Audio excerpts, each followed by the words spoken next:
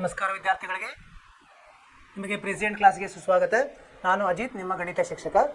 ನಾವು ನಿನ್ನೆ ಹಿಂದಿನ ತರಗತಿಯಲ್ಲಿ ಏನು ಡಿಸ್ಕಸ್ ಮಾಡ್ತಿದ್ವಿ? ಇದನ್ನು ಸಮಾಂತರ ಶ್ರೇಣಿಗಳು ಎನ್ನೇ ಪದವನ್ನು ಹೇಗೆ ಕಂಡುಹಿಡಿಯೋದು, ಅದರ ಬೇರೆ ಬೇರೆ ಉದಾಹರಣೆಗಳನ್ನು ನೋಡಿದ್ವಿ. ಮತ್ತು ಬೇರೆ ಬೇರೆ ಸಂದರ್ಭಗಳಲ್ಲಿ ಅದನ್ನು ಹೇಗೆ ನಾವು ಕಂಡುಹಿಡಿಯೋದು, ಮತ್ತು ಅವು ಏನು ಇರ್ತದೆ ಸೂತ್ರವನ್ನು ಉಪಯೋಗಿಸೋದು ಹೇಗೆ. an = a + n ಋಣ 1 ಗುಣಲಬ್ಧ d, ಇದು ನಮ್ಮ ಸೂತ್ರ ಎನ್ನೇ ಪದ. ಸೊ ಇದರಲ್ಲಿ 3 ಪದಗಳನ್ನು ಕೊಟ್ಟಿರ್ತಾರೆ, ಒಂದು ಪದವನ್ನು ಕಂಡುಹಿಡಿಯಲಿಕ್ಕೆ ಹೇಳ್ತಾರೆ. ಅಥವಾ 2 ಸಂದರ್ಭಗಳನ್ನು ಕೊಟ್ಟಿರ್ತಾರೆ, ಅಂದರೆ ಎರಡೆರಡು ಇದು ಕೊಟ್ಟಿರ್ತಾರೆ ನಮ್ಮ ಪದಗಳನ್ನು, ಇನ್ನೆರಡನ್ನು ಕಂಡುಹಿಡಿಯಲಿಕ್ಕೆ. ಅವಾಗ ಏನು ಮಾಡಬೇಕು, ನಾವು ರೇಖಾತ್ಮಕ ಸಮೀಕರಣಗಳನ್ನು ಮಾಡಿಕೊಂಡು ಅದನ್ನು ನಾವು ಕಂಡುಹಿಡಿಬೇಕಾಗ್ತದೆ. ಸರಿನಾ? ಇವೆಲ್ಲ ನಾನು ನಿಮ್ಗೆ ಏನು ಹೇಳಿದೆ, 5.3 ಮುಗಿಸಿದ್ದೀವಿ ನಾವು. 5.2 ಅಭ್ಯಾಸವನ್ನು ಮುಗಿಸಿದ್ವಿ. ಸರಿನಾ? ಎಲ್ಲ ಪ್ರಶ್ನೆಗಳನ್ನು ಮುಗಿಸಿದ್ವಿ. ನಿಮಗೆ ನಾನೇನು ಹೇಳಿದ್ದೆ, ಅದನ್ನು ಪುನರಾವರ್ತನೆ ಮಾಡಿರಿ ಅಂತ ಹೇಳಿದ್ದೆ. ಪುನರಾವರ್ತನೆ ನೀವು ಮಾಡಿರಿ ಅಂತ ತಿಳ್ಕೊಂಡಿದ್ದೀರಿ.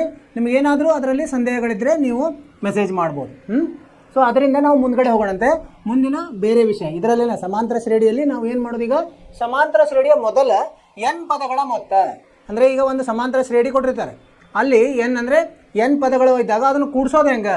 ಚಿಕ್ಕದಾದರೆ ನಾವು ಕೂಡಿಸ್ಬಿಡ್ಬೋದು, ನಾವು ಬಾಯಲ್ಲೇನೆ ಕೂಡಿಸ್ಬೋದು, ಅಥವಾ ಏನಾದರೂ ಅದನ್ನು ಕೂಡಿಸೋ ಕೆಲಸವನ್ನು ಮಾಡ್ಬೋದು ನಾವು. ಆದರೆ ದೊಡ್ಡ ಸರಣಿ ಇತ್ತಂದರೆ ಹೇಗೆ ಮಾಡೋದು? ದೊಡ್ಡ ಸರಣಿಯನ್ನು ಕೂಡಿಸ್ತಾ ಹೋದ್ರಂದರೆ ತುಂಬ ಸಮಯ ಬೇಕಾಗ್ತದೆ. ಅದಕ್ಕೆ ಒಂದು ಸೂತ್ರವಿದೆ. ಆ ಸೂತ್ರವನ್ನು ಉಪಯೋಗಿಸಿ ನಾವು ಹೇಗೆ ಕಂಡುಹಿಡಿಯೋದಂತ ಈಗ ನಾವು ಕಲಿತಾ ಇದ್ದೀವಿ. ಸರಿನಾ? ಸಮಾಂತರ ಶ್ರೇಣಿಯ ಮೊದಲ n ಪದಗಳ ಮೊತ್ತ. ಸಮಾಂತರ ಶ್ರೇಣಿಗಳ ಮೊದಲ n ಪದಗಳ ಮೊತ್ತ.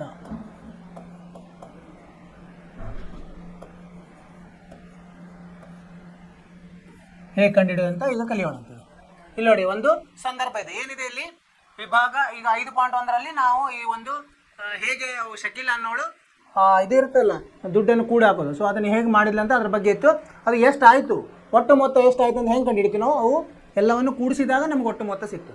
ಇಲ್ಲಿ ನೋಡಿ ಏನಾಗಿದೆ, ಶಕೀಲ ತನ್ನ ಮಗಳ ಮೊದಲನೇ ಹುಟ್ಟುಹಬ್ಬಕ್ಕೆ ಅವಳ ಹಣದ ಪೆಟ್ಟಿಗೆಗೆ 100 ರೂಪಾಯಿ ಹಾಕ. ಮೊದಲೇ ಸಲ ಏನು ಹಾಕಿದ್ಲಕ್ಕೆ, 1ನೇ ಹುಟ್ಟುಹಬ್ಬಕ್ಕೆ 100 ರೂಪಾಯಿ ಹಾಕಿದ್ಲು. ಈ ಸಂದರ್ಭವನ್ನು ಪುನಃ ಪರಿಗಣಿಸೋಣ. ಸೊ ನಂತರ ಏನಾಗ್ತದೆ, 2ನೇ ಹುಟ್ಟುಹಬ್ಬಕ್ಕೆ 150 ಹಾಕಿದ್ಲು, 3ನೇ ಹುಟ್ಟುಹಬ್ಬಕ್ಕೆ 200 ಹಾಕಿದ್ಲು. ಹಿಂಗೆ 50 ಜಾಸ್ತಿ ಆಗ್ತಾ ಅದಕ್ಕೆ ಸೇರಿಸ್ತಾ ಹೋಗಿದ್ದಾಳೆ ಅವಳು. 3ನೇ ಹುಟ್ಟುಹಬ್ಬಕ್ಕೆ ಹೀಗೆ ಮುಂದುವರಿಸುತ್ತಾಳೆ. ಅವಳ ಮಗಳಿಗೆ 21 ವರ್ಷವಾದಾಗ ಆ ಹಣದ ಪೆಟ್ಟಿಗೆಯಲ್ಲಿ ಎಷ್ಟು ಹಣ ಸಂಗ್ರಹವಾಗುತ್ತದೆ? ಇದನ್ನು ನಾವು ಹಾಗೇನೆ ನಾವು ಕೂಡಿಸ್ತಾ ಹೋದರೆ ತುಂಬ 21 ಕೂಡಿಸ್ಬೇಕಾಗ್ತದೆ. ಅದರ ಬದಲಿ ನಾವು ಹೇಗೆ ಅದನ್ನು ಸರಳವಾಗಿ ಮಾಡೋದಂತ ನೋಡೋದು. ಇಲ್ಲೇನಾಯಿತು, ಇಲ್ಲಿ ಅವಳ ಮೊದಲನೇ, 2ನೇ, 3ನೇ ಮತ್ತು 4ನೇ, ಹಾಗೆ 21ನೇ ಹುಟ್ಟುಹಬ್ಬದವರೆಗೆ ಏನಾಯಿತು, ಮೊದಲಕ್ಕೆ ಏನಾಗಿದ್ಲು, ಮೊದಲೇ ಹುಟ್ಟುಹಬ್ಬಕ್ಕೆ 100 ಹಾಕಿದ್ಲು, 50 ಹಾಕ್ತಾ ಹೋಗಿದ್ದಾಳೆ. 100 ಇದ್ದದ್ದು ಏನಾಗುತ್ತೆ, 150 ಹಾಕಿದ್ಲು. 100 ಇದ್ದದ್ದು 150 ಹಾಕಿದ್ಲು. 3ನೇದಕ್ಕೆ 200 ಹಾಕಿದ್ಲು. 3ನೇ ವರ್ಷಕ್ಕೆ 55 ಜಾಸ್ತಿ ಮಾಡ್ತಾ ಹೋಗಿದ್ದಾಳೆ. ಆಮೇಲೆ 250 ಆಯ್ತು. ಹೀಗೆ 21 ತನಕ. ಈಗ 21ನೇ ಹುಟ್ಟುಹಬ್ಬದವರೆಗೆ ಹಣದ ಪೆಟ್ಟಿಗೆಯಲ್ಲಿ ಹಾಕಿದ ಒಟ್ಟು ಹಣವನ್ನು ಕಂಡುಹಿಡಿಯಲು ನಾವು ಮೇಲಿನ ಪೆಟ್ಟಿಗೆಯಲ್ಲಿರುವ ಎಲ್ಲ 21 ಸಂಖ್ಯೆಗಳನ್ನು ಬರೆದು ನಂತರ ಕೂಡಿಸಬೇಕು. ಎಲ್ಲ ಕೂಡಿಸ್ಬೇಕು. ಈ ಥರ 21 ಸಂಖ್ಯೆಗಳನ್ನು ಬರೆದು ಅವನು ಕೂಡಿಸ್ಬೇಕು ಅಲ್ಲ. ಸೊ ಇದು ಬಹಳ ಆಯಾಸಕರ, ಯಾಕಂದರೆ ತುಂಬ ಉದ್ದ ಇದೆಯಲ್ಲ, ಅದನ್ನು ಕೂಡಿಸೋದು ಅಲ್ಲಿ ತಪ್ಪುವ ಜಾಸ್ತಿ ಇದು ಇದೆ, ಸಾಧ್ಯತೆಗಳಿವೆ. ಮತ್ತು ಹೆಚ್ಚು ಸಮಯ ತೆಗೆದುಕೊಳ್ಳೋ ಕ್ರಿಯೆ ಎಂದು ಇದು ನಮಗೆ ಅರ್ಥ ಆಗಿದೆ. ಸೊ ಈ ಕ್ರಿಯೆಯನ್ನು ನಾವು ಸಂಕ್ಷಿಪ್ತಗೊಳಿಸಬಹುದೇ? ಸಂಕ್ಷಿಪ್ತವಾಗಿ ಮಾಡುವಂಗ ಅಂದರೆ ಅದಕ್ಕೇನು ಬೇಕು, ನಮಗೆ ಸೂತ್ರ ಬೇಕಾಗ್ತದೆ. ಮೊತ್ತವನ್ನು ಪಡೆಯುವ ವಿಧಾನವನ್ನು ತಿಳಿದರೆ ಇದು ನಮಗೆ ಸಾಧ್ಯವಾಗಬಹುದು. ಇನ್ನೊಂದು ಇದು ಇದೆ ನೋಡಿ, ಅದನ್ನು ಮುಂದೆ ನೋಡೋಣ ಹೇಗೆ ಮಾಡುವಂತ. ಇನ್ನೊಂದು ಉದಾಹರಣೆ ಇದೆ. ಗಾಸ್, ಅವನ ಹೆಸರದು. 10 ವರ್ಷದವನಿದ್ದಾಗ ಅವನಿಗೆ ಕೊಟ್ಟ ಸಮಸ್ಯೆಯನ್ನು ನಾವು ಪರಿಗಣಿಸೋಣ. ಅಲ್ಲೊಂದು ಸಮಸ್ಯೆ ಇತ್ತು. ಏನು, 1 ರಿಂದ 100ರವರೆಗಿನ ಧನಾತ್ಮಕ ಪೂರ್ಣಾಂಕಗಳ ಮೊತ್ತ ಕಂಡುಹಿಡಿಯಲು ಅವನಿಗೆ ಹೇಳಲಾಗಿತ್ತು. ಅವನು ಕೂಡಲೇ ಆ ಮೊತ್ತವನ್ನು ಏನಂತ ಹೇಳಿದ, 5050 ಅಂತ ಹೇಳಿದ. ಹೆಂಗೆ ಹೇಳಿದವ, ಹೇಗೆ ಮಾಡಿದ ನೋಡ್ರಿ. ಈಗ ಅವನು ಹೆಂಗೆ ಮಾಡಿದಾನೆ ಅಂದರೆ, ಅವನಿಗೆ ಹೇಳಿದ್ದೇನು ಕೆಲಸ, ಎಸ್ ಅಂದರೆ ಮೊತ್ತ ಎಷ್ಟು, 1 ಸಂಕಲನ 2 ಸಂಕಲನ 3 ಸಂಕಲನ ಹಾಗೆ 99 ಸಂಕಲನ 100, ಈ ಥರ ಬರೀಲಿಕ್ಕೆ ಈ ಥರ ಇವನು ಕೂಡಿಸ್ ಅಂತ ಹೇಳಿದ. ಅವ ಏನು ಮಾಡಿದ, ಇನ್ನೊಂದು ಅದನ್ನು ಎಸ್ ಅಂತ ಬರ್ಕೊಂಡು ಅದನ್ನು ವಿಲೋಮವಾಗಿ ಬರೋದು, ಅಂದರೆ ಇದು ಅನುಕ್ರಮ ಇದನ್ನು ಬದಲಿ ಮಾಡಿದ. ಇದು ಏರಿಕೆ ಕ್ರಮ ಇತ್ತು, ಇದು ಇಳಿಕೆ ಕ್ರಮದಲ್ಲಿ ಬರೆದ. 100 99 98 3 2 1 ಈ ಥರ ಬರೆದ. ಆಮೇಲೆ ಏನು ಮಾಡಿದ, ಅವನು ಎರಡನ್ನು ಕೂಡಿಸ್ಕೊಂಡ. ಇಲ್ಲಿ ಎಸ್ ಮತ್ತು ಎಸ್ ಸೇರಿಸಿದ್ರೆ ಏನಾಯಿತು 2s ಆಯಿತು. ಇವುಗಳು ಏನಾಯಿತು ನೋಡ್ರಿ 100 ಒಂದನೇ ಜಾಗದಲ್ಲಿ ಏನಿದೆ 100 ಸಂಕಲನ ಒಂದಿದೆ, ಎರಡನೇ ಜಾಗದಲ್ಲಿ 99 ಸಂಕಲನ ಎರಡಿದೆ, ಮೂರನೇ ಜಾಗದಲ್ಲಿ 3 ಸಂಕಲನ 98. ಹೀಗೆ ಅವನು ಅದನ್ನು ಸರಿಯಾಗಿ ಹೊಂದಿಸಿಟ್ರೆ ಏನಾಯಿತು ಎಲ್ಲದರದ ಮತ್ತು 101 101 101 101 ಎಷ್ಟು ಸಲ ಬಂತದು 100 ಸಲ ಬಂತು. ಅಂದರೆ ಅವನಿಗೆ ಉತ್ತರ ಏನು ಬಂತು 100 ಸಲ 101 ಭಾಗಲಬ್ಧ 100. ಅಂದರೆ 100 ಇದೇನಾಯಿತು 5050 ಆಯಿತು. ಇಲ್ಲಿ 2 ಆಗಬೇಕಾಯ್ತು, ಇಲ್ಲಿ ತಪ್ಪಿದೆ, ಇದು 100 ಅಲ್ಲ, ಇಲ್ಲಿ 2 ಆಗಬೇಕಾಗಿತ್ತು, ಇಲ್ಲಿ ತಪ್ಪಿದೆ. 100 ಗುಂಡ್ಲೆ ಇದು, ಯಾಕಂದರೆ ಎಸ್ ಇರೋದು 2 ಈ ಕಡೆ ಬಂದರೆ ಇಲ್ಲಿ ಏನಾಗುತ್ತೆ 2 ಆಗುತ್ತೆ, ಇಲ್ಲಿ ಪ್ರಿಂಟ್ ಮಿಸ್ಟೇಕ್ ಆಗಿದೆ, ಇಲ್ಲಿ 2 ಆಗಬೇಕಾಗಿತ್ತು. 100 ಅಂದರೆ ಏನಾಗುತ್ತೆ ಎಸ್ ಸಮ 100 101 100 ಸಲ ಬಂತು ಭಾಗಲಬ್ಧ 2.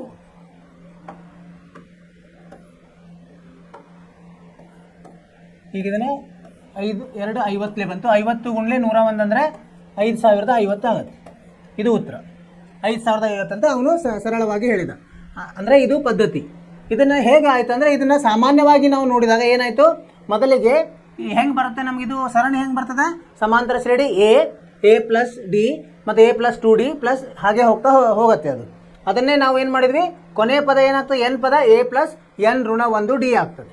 ಸೊ ಇದನ್ನು ಇಲ್ಲಿ ಬರೆದೀವಿ ನಾವು ಎಸ್ ಸಮ ಎ ಸಂಕಲನ ಎ ಪ್ಲಸ್ ಡಿ ಮತ್ತು A plus 2d A plus 3d ಹಾಗೆ ಎ ಪ್ಲಸ್ ಅದು ಎನ್ ಪದ ಏನಿರ್ತದೆ A plus N minus 1 D ಅಂತ ಇರ್ತದೆ. ಅದನ್ನೇ ವಿರುದ್ಧ ದಿಕ್ಕಿನಲ್ಲಿ ಬರ್ಕೊಂಡ್ರೆ ಅವಾಗ ಏನಾಯಿತು ಇದನ್ನು ಮೊದಲು ಬರಿಬೇಕಾಗ್ತದೆ ನಾವು ಎ ಪ್ಲಸ್ ಎನ್ ಋಣ 1 ಡಿ, ಆಮೇಲೆ ಇದನ್ನು ಎ ಮತ್ತು ಎ ಪ್ಲಸ್ ಎನ್ ಋಣ 2 ಡಿ ಒಂದೊಂದು ಕಡಿಮೆ ಮಾಡ್ತಾ ಹೋಗೋದು. ಆ ಥರ ಬರೀತಾ ಕೊನೆಗೆ ಎ ಆಗುತ್ತೆ. ಇದರ ಸಹಾಯದಿಂದ ಅವೇನು ಮಾಡೋದು ನಾವು ಎರಡನ್ನು ಕೂಡಿಸ್ಕೊಳ್ಳೋದು. 1 ಮತ್ತು 2 ಕೂಡಿಸಿದಾಗ ಏನು ಬರ್ತದೆ ನಮಗೆ ಎಸ್ ಮತ್ತು ಎಸ್ ಕೂಡಿಸಿದ್ರೆ 2s ಆಯಿತು. ಇವೆಲ್ಲ ಪಕ್ಕಕ್ಕೆ ಬರ್ಕೊಳ್ಳೋದು. ಎ ಪಕ್ಕದಲ್ಲಿ ಏನಾಗುತ್ತೆ ಇದು ಎ ಪ್ಲಸ್ ಎ ಸೇರಿದ್ರೆ 2a ಆಗುತ್ತೆ. 2a ಪ್ಲಸ್ ಎನ್ ಋಣ 1 ಡಿ ಇದೂ ಏನಾಗುತ್ತೆ 2a ಪ್ಲಸ್ ಏನಾಗುತ್ತೆ ಪ್ಲಸ್ ಎನ್ ಮೈನಸ್ 1 ಡಿ. ಅದೇ ಥರ ಬೆಳೀತದೆ ಅದು. ಅಂದರೆ 2a plus N minus 1 D ಅಂದರೆ ಏನಿದೆ ಅದು ಈಗ ನೋಡಿ ಇವು ಎಷ್ಟಲ್ಲಿ ಆಯ್ತಿದ್ದು ಎನ್ ಪದಗಳು ಅದು. ಅಂದರೆ ಎಸ್ ಇದ್ದಲ್ಲಿ 2 ಕೆಳಗಡೆ ಬಂದಾಗ ಎನ್ ಭಾಗಲಬ್ಧ 2 2a ಪ್ಲಸ್ ಎನ್ ಋಣ 1 ಡಿ ಅಂತ ಒಂದು ಸೂತ್ರ ಆಯ್ತು ನಮಗೆ. ಸೂತ್ರ ಹೇಗೆ ಬಂತು ಅಂತ ಇದು ವಿವರಣೆ. ಇದನ್ನು ನೀವು ಮತ್ತೆ ಅದನ್ನು ಪುಸ್ತಕದಲ್ಲಿ ನೋಡ್ಕೊಡ್ರಿ. ಅಂದರೆ ಅದನ್ನು ಒಂದು 2-3 ಸಲ ನೋಡಿದ್ರೆ ನಿಮ್ಗೆ ಅರ್ಥ ಆಗ್ತದೆ. ಸೊ ಇದು ನೆನಪಿಡಬೇಕಾಗಿತ್ತು ಇದು ನಮಗೆ. ಸೊ ಈ ಸೂತ್ರ ತುಂಬ ನಮಗೆ ಮಹತ್ವದ್ದು. ಎಸ್ ಅಂದರೆ ಮೊತ್ತ ಎನ್ ಭಾಗಲಬ್ಧ 2 ಕಂಸದಲ್ಲಿ 2a ಪ್ಲಸ್ ಎನ್ ಋಣ 1 ಡಿ ಇದನ್ನು ನಾವು ನೆನಪಿಟ್ಕೋಬೇಕು. ಸೊ ಏನು ಮೊದಲ ಎನ್ ಪದಗಳ ಮೊತ್ತ ಕಂಡುಹಿಡಿಯುವಾಗ ಈ ಸೂತ್ರವನ್ನು ನಾವು ಉಪಯೋಗಿಸಬೇಕು. ಈಗ ಇದನ್ನು ಹೆಂಗೆ ಬರಿಬೋದು ನಾವು ಇದನ್ನು ಇನ್ನೂ ಒಂದು ಇದಕ್ಕೆ ನಮಗೆ 2a ಇದ್ದದ್ದು ಎ ಸಂಕಲನ ಎ ಸಂಕಲನ ಎನ್ ಋಣ 1 ಡಿ ಅಂತ ಬರಿಬೋದು. ಇದಂದ್ರೆ ಏನು ಕೊನೆಯ ಪದ ಆಗ್ತದೆ, ಇದು ಎಲ್ ಅಂತ ಹೇಳ್ಬೋದು. ಆದ್ದರಿಂದ ಎನ್ ಭಾಗಲಬ್ಧ 2 ಕಂಸದಲ್ಲಿ ಎ ಪ್ಲಸ್ ಎಲ್ ಇದೂ ಸರಿ ಎರಡನ್ನೂ ಉಪಯೋಗಿಸ್ಬೇಕಾಗ್ತದೆ ನಾವು. ಇಲ್ಲಿ ಕೊನೆ ಪದ ಗೊತ್ತಿದ್ದಾಗ ಆ ಸರಣಿಯ ಕೊನೆ ಪದ ಗೊತ್ತಿದ್ದಾಗ ಇದನ್ನು ಉಪಯೋಗಿಸ್ಬೇಕು. ಕೊನೆ ಪದ ಗೊತ್ತಿಲ್ಲ ಯಾವುದಂತ ಇಷ್ಟನೇ ಪದ ಅಂತ ಗೊತ್ತಿದ್ದಾಗ ಅವಾಗ ಇದನ್ನು ಉಪಯೋಗಿಸ್ಬೇಕಾಗ್ತದೆ. ಸೊ ಇವೆರಡನ್ನು ಉಪಯೋಗಿಸಿ ನಾವು ಈಗ ಉದಾಹರಣೆಗಳನ್ನು ನೋಡೋಣ. ಸರಿನಾ? ಅರ್ಥವಾಯ್ತಲ್ಲ? ಸೂತ್ರವನ್ನು ನೆನಪು 2 ಸೂತ್ರಗಳು. ಒಂದು ಮೊತ್ತ ಸಮ ಎನ್ ಭಾಗಲಬ್ಧ 2 ಕಂಸದಲ್ಲಿ 2a ಪ್ಲಸ್ ಎನ್ ಋಣ 1 ಡಿ. ಇನ್ನೊಂದು ಎಸ್ ಸಮ ಎನ್ ಭಾಗಲಬ್ಧ 2 ಎ ಪ್ಲಸ್ ಎಲ್. ಎ ಅಂದ್ರೆ ಮೊದಲನೇ ಪದ, ಎಲ್ ಅಂದ್ರೆ ಕೊನೆಯ ಪದ, ಎನ್ ಅಂದರೆ ಒಟ್ಟು ಎಷ್ಟು ಪದಗಳು ಅವನ್ನ ಈ ಸೂತ್ರದಲ್ಲಿ ನೀವು ಆದೇಶಿಸಿದಾಗ ನಿಮಗೆ ಉತ್ತರ ಸಿಗ್ತದೆ. ಇದನ್ನು ನೋಡ್ಕೊಡ್ರಿ. ನಿಮಗೆ ಇದು ಅರ್ಥ ಆಯ್ತು ಅಂತ ತಿಳ್ಕೊಂಡಿನಿ. ಹೀಗೆ ಮುಂದೆ ಹೋಗೋಣಂತೆ. ಇಲ್ಲಿ ಬಂತು ನೋಡಿ ಎಸ್ 2 ಸೂತ್ರಗಳು ನೆನಪಿಟ್ಕೋಬೇಕಾಗಿತ್ತು ನಾವು, ಒಂದಿದು. ಸೊ ಈ ಥರ ನಾವು ಈಗ ಇದರದ್ದು ಉತ್ತರವನ್ನು ನೋಡೋಣ. ಶಕೀಲಾ ಅವರ ಉತ್ತರ ಏನಾಗಿದೆ ಇಲ್ಲಿ ಶಕೀಲಾಳು ಮಗಳ 1ನೇ 2ನೇ 3ನೇ 4ನೇ ಹುಟ್ಟುಹಬ್ಬಗಳಲ್ಲಿ ಹಣದ ಪೆಟ್ಟಿಗೆಯಲ್ಲಿದ್ದ ಹಣ ಕ್ರಮವಾಗಿ ಏನಿದೆ ಸಮಾಂತರ ಶ್ರೇಣಿ. ಇದು ಉದಾಹರಣೆ ಬರೋಣ. 100 150 ಆಮೇಲೆ 200 250 ಹೀಗೆ ಎಷ್ಟು ವರ್ಷ ಹಾಕೋರಿದ್ದಾರೆ ಅವರು 21ನೇ ವರ್ಷದ ತನಕ ಹಾಕ್ತಾರೆ. ಅಂದರೆ ಇಲ್ಲಿ ಏನಾಗಿದೆ ಎನ್ ಗೊತ್ತಿದೆ ನಮಗೆ, ಆದರೆ ಎನ್ನೇ ಪದ ಗೊತ್ತಿಲ್ಲ. ಅದಕ್ಕೆ ಏನು ಮಾಡೋದು ಯಾವ ಸೂತ್ರ ಉಪಯೋಗಿಸ್ಬೇಕು ಮೊತ್ತಕ್ಕೆ ಪರಿಹಾರ. ಈಗ ಮೊತ್ತ ಅದಕ್ಕೇನಂತೀವಿ ಎಸ್ ಅಂತ ನಾವು ಇಂಗ್ಲೀಷ್ನಲ್ಲಿ ಹೇಳ್ತೀವಿ. ಅವಾಗ ನಮಗೆ ಕೊನೆ ಪದ ಗೊತ್ತಿಲ್ಲ ಅಂದರೆ ನಾವು ಈ ಸೂತ್ರವನ್ನು ಉಪಯೋಗಿಸಿ n/2 n ಭಾಗಲಬ್ಧ 2 2a ಸಂಕಲನ n ಋಣ 1 d ಇದನ್ನು ಉಪಯೋಗಿಸ್ಬೇಕಾಗ್ತದೆ. ಈಗ n ಇಲ್ಲಿ ಎಷ್ಟು ಬರ್ತದೆ 21 ಬರ್ತದೆ ಭಾಗಲಬ್ಧ 2 a ಎಷ್ಟಿದೆ 100 ಇದೆ 2 ಗುಂಡ್ಲೆ 100 ಸಂಕಲನ n ಎಷ್ಟಿದೆ 21 ಋಣ 1 d ಎಷ್ಟಾಗುತ್ತೆ 150ರಲ್ಲಿ 100 ತೆಗೆದ್ರೆ 50 ಆಗ್ತದೆ. ಇದು 21 ಭಾಗಲಬ್ಧ 2 ಗುಣಲಬ್ಧ ಇದು ಏನಾಯಿತು 200 ಇಲ್ಲಿ 21ರಲ್ಲಿ 1 ಹೋದ್ರೆ 20 20 ಗುಂಡ್ಲೆ 50 ಅಂದ್ರೆ 1000 ಆಗ್ತದೆ. 20 ಗುಂಡ್ಲೆ 50 20 50ಲೆ 1000 ಇಲ್ಲೇನಾಯಿತು 21 ಭಾಗಲಬ್ಧ 2 ಗುಂಡ್ಲೆ ಇದು 1200 ಆಯಿತು. ಇಲ್ಲಿ ಇದು 2 1 2 600ಲೆ ಹೋಗ್ತದೆ. ಸೊ ಇದು ಎಷ್ಟು ಬರುತ್ತೆ 6 1 6 6 12 ಅಂದರೆ ಅವ್ರದ್ದು ಎಷ್ಟು ಉಳಿತಾಯ ಆಗ್ತದೆ ಈಗ 12,600 ರೂಪಾಯಿ ಉಳಿತಾಯ ಆಗ್ತದೆ. ಈಗ ನೋಡಿ ಎಷ್ಟು ಬೇಗ ಬಂದುಬಿಡ್ತಲ್ಲ ಇದು. ಹಾಗೆ ಕೂಡಿಸ್ತಾ ಹೋದರೆ ಎಷ್ಟು ಟೈಮ್ ತೊಗೋತಿತ್ತು, ಈಗ ಸರಳವಾಗಿ ಬಂತು ಇಲ್ಲಿ ಬಂದಿದೆ ಉತ್ತರ. 21ನೇ ಹುಟ್ಟುಹಬ್ಬಕ್ಕೆ ಒಟ್ಟು ಸಂಗ್ರಹವಾದ ಹಣ ಎಷ್ಟಾಗ್ತದೆ 21,600. ಇದರಿಂದ ಏನು ಕಲಿತೀವಿ ನಾವೇನು ಮಾಡಬೇಕು ತಿಂಗಳ ನಾವು ಉಳಿತಾಯ ಮಾಡಬೇಕು. ಉಳಿತಾಯ ಮಾಡಿದರೆ ನಮಗೆ ಕೊನೆಯಲ್ಲಿ ಎಷ್ಟು ದೊಡ್ಡ ಮೊತ್ತ ಉಳಿತದೆ ನೋಡಿ. ಯಾವುದೇ ಒಂದು ಇದರಲ್ಲಿ ನಾವು ಉಪಯೋಗಿಸ್ಬೋದು. ನಮ್ಮ ಏನೋ ಈ ಹಣಕಾಸನ್ನು ನಾವು ನಮ್ಮ ಮಕ್ಕಳ ಅಥವಾ ನಾವು ಬೇರೆ ಅಕ್ಕ ತಂಗಿಯರ ವಿದ್ಯಾಭ್ಯಾಸಕ್ಕೆ ಅಥವಾ ಏನಾದರೂ ಒಂದು ವಸ್ತುವನ್ನು ತೊಗೊಳ್ಳಿಕ್ಕೆ ಅಲ್ಲ ಜಾಗ ತೊಗೊಳ್ಳಿಕ್ಕೆ ಎಲ್ಲ ಉಪಯೋಗಿಸೋದು. ಅಂದರೆ ಇದು ಸಣ್ಣ ಉದಾಹರಣೆ. ನೀವು ಜಾಸ್ತಿ ಉಳಿತಾಯ ಮಾಡಿದರೆ ಜಾಸ್ತಿ ನಿಮಗೆ ಮೊತ್ತವು ಸಿಗುತ್ತದೆ 21ನೇ ವರ್ಷ. ಅರ್ಥವಾಯಿತು? ಈಗ ಇದು ಸೂತ್ರದನ್ನು ಉಪಯೋಗಿಸೋದು ಗೊತ್ತಾಯ್ತು ನಮಗೆ. ಈಗ ಮುಂದೆ ಏನಂದರೆ ಸೂತ್ರದ ಉಪಯೋಗವು ಸಮಸ್ಯೆ ಬಿಡಿಸೋಕೆ ಸರಳ ಆಯ್ತು ನಮಗೆ. ಹಾಗೆ ಕೂಡಿಸಿದ್ರೆ ಎಷ್ಟು ಟೈಮ್ ತೊಗೊತೀವಿ, ಸೂತ್ರದಿಂದ ಸರಳ ಆಯ್ತು ನಮಗೆ. ಸಮಾಂತರ ಶ್ರೇಣಿಯ n ಪದಗಳ ಮೊತ್ತ ಕಂಡುಹಿಡಿಯಲು ನಾವು ಎಸ್ಗೆ ಬದಲಾಗಿ SN ಅಂತ ಹೇಳ್ತೀವಿ. ಇಲ್ಲಿ ಏನಂತ ಹೇಳೋದು n ಇದರಿಂದ SN ಅಂತ ಹೇಳ್ಬೋದು. ಯಾಕಂದರೆ ಎಷ್ಟನೇ ಪದ ಅಂದರೆ ಅಲ್ಲಿ ಅಷ್ಟು ಹಾಕ್ಬಿಡುದು. ಇಲ್ಲಿ ಏನಾಗುತ್ತೆ ಈಗ ಇದು S20 ಆಗುತ್ತೆ 21 ಆಗ್ತದೆ ಅಷ್ಟೇ. ಸೊ ಮೊದಲ 20 ಪದಗಳನ್ನು ಸೂಚಿಸಲು ನಾವು S20 ಅಂತ ಹೇಳಿದ್ವಿ. ಇಲ್ಲಿ 21 ಇರೋದ್ರಿಂದ S21 ಅಂತ ಹೇಳ್ಬೋದು. ನಾವು ADN ಅಂದ್ರೆ ನಾವು ಮೊದಲೇ ಕಲ್ತಿದ್ವಿ. A ಅಂದ್ರೆ ಮೊದಲೇ ಪದ, D ಅಂದ್ರೆ ಸಾಮಾನ್ಯ ವ್ಯತ್ಯಾಸ, N ಅಂದ್ರೆ ಪದಗಳ ಸಂಖ್ಯೆ. ಈಗ ನೋಡಿ ಸಮಾಂತರ ಶ್ರೇಣಿಯ n ಪದವು ಮೊದಲ n ಪದಗಳ ಮೊತ್ತ ಮತ್ತು ಮೊದಲ n ಮೈನಸ್ ಪದಗಳ ಮೊತ್ತ ವ್ಯತ್ಯಾಸವಾಗಿರುತ್ತದೆ. ಅಂದರೆ ಈಗ ಏನಾಗುತ್ತೆ AN ಹೆಂಗೆ ಕಂಡುಹಿಡಿಬೇಕು ನಾವು ಕಂಡುಹಿಡಿಬೋದು SN ಋಣ SN-1 ಮಾಡಿದರೆ ನಮಗೆ AN ಅಂತ ಸಿಗ್ತದೆ. ಯಾವುದು ಒಮ್ಮೊಮ್ಮೆ ಹೇಳ್ತಾರೆ ನಿಮ್ಗೆ n ಪದ ನಿಮಗೆ ಮೊತ್ತ ಕೊಟ್ಟಿರ್ತಾರೆ. ಏನು n ಸಂಖ್ಯೆಗಳ ಮೊತ್ತ ಇಷ್ಟಿದೆ, n ಮೈನಸ್ ಸಂಖ್ಯೆಗಳ ಮೊತ್ತ ಇಷ್ಟಿದೆ. ನೀವು AN ಕಂಡುಹಿಡಿದ್ರೆ ಅಂದರೆ ಈ ಸೂತ್ರವನ್ನು ಉಪಯೋಗಿಸ್ಬೋದು. AN ಸಮ SN ಋಣ SN-1. ಈಗ ನೋಡಿ ಕೆಲವೊಂದು ಉದಾಹರಣೆಗಳನ್ನು ಮಾಡೋಣಂತೀವಿ. ಉದಾಹರಣೆ ಇದು 10 ಆಯಿತು, ಇದು 11ನೇ ಉದಾಹರಣೆ.